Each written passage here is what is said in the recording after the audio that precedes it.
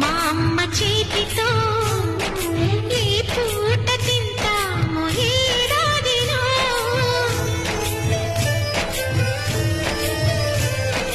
చక్కగా మా నాన్న పక్కగా సరదాగా తిరిగేది ఏనాటికో.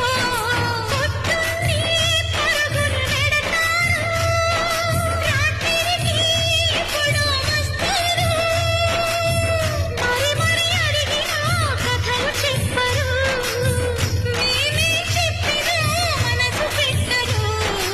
అమ్మ నాన్న తీరు మాకు అర్థమవ్వదు, ఏమి చేయ